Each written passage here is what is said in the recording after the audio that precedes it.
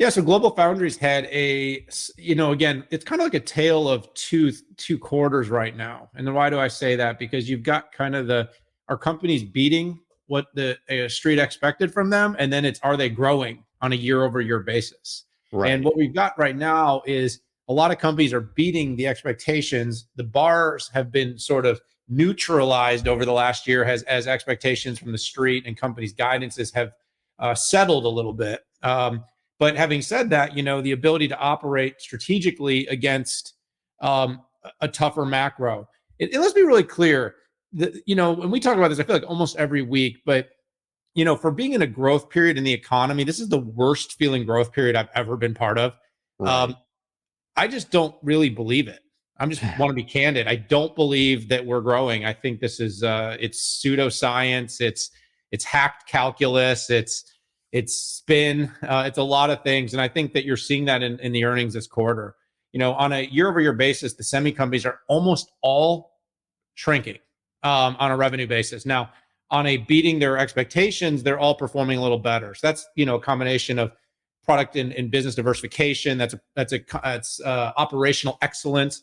And GlobalFoundries is a really interesting company because they tend to stand up a little bit better against the market and against those expectations, really for two reasons. One is they're not heavily tied to this kind of PC device cycle that has been hampering so many companies. They do have some business in that space, but it's certainly not outsized as part of their revenue.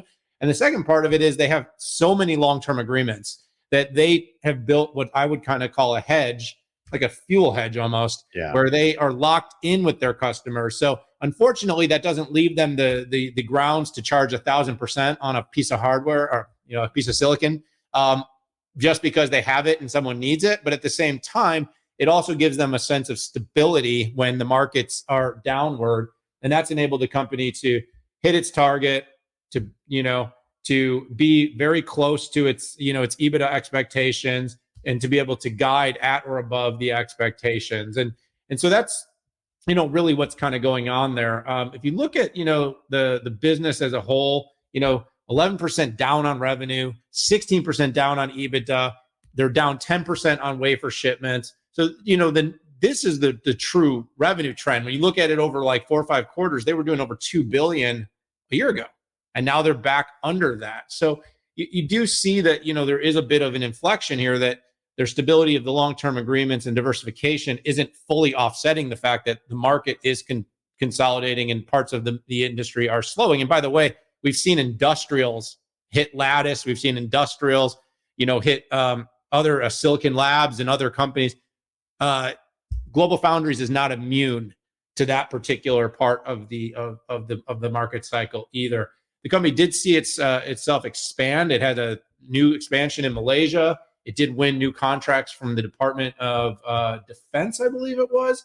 And they are doing a good job of what I would say sort of maintaining their margin, but they are seeing some margin contraction, which was something that unfortunately nobody likes to see. What's probably the best news is, they've really kept their diversified, their revenue diversified. They are still seeing, a good chunk of their revenue tied to the mobile market, Pat, which, in my opinion, is slowly showing maybe some comeback, slowly. And Qualcomm's numbers were maybe the best reflection, and that's China based. Is China, coming back?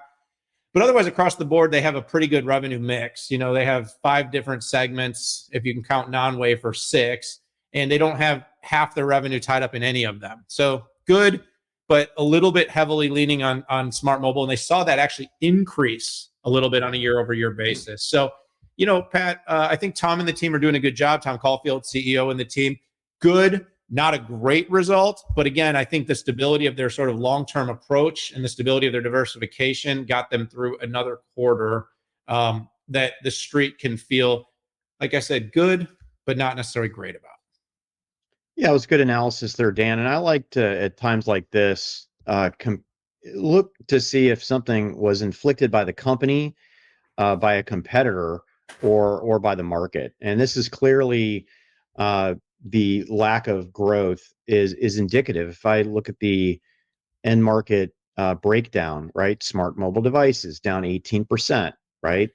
And even though the supply chain is getting better for smartphones, as we saw with companies like Apple and Qualcomm, that doesn't mean that we're back to the boom days. We're far from it. 5G infrastructure way down, right? So comms infrastructure and data center is down 58%. Now there's also things like server infrastructure in there, and that is actually getting a lot better. But I think my likely takeaway is that the decline in 5G infrastructure outweighed any growth that we saw in the data center.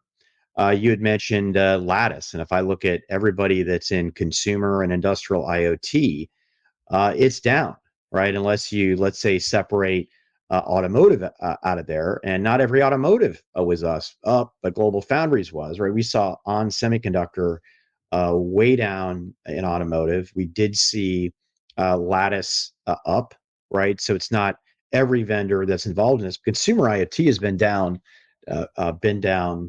forever, and is directly related to consumer sentiment, which is pretty much in the toilet right now.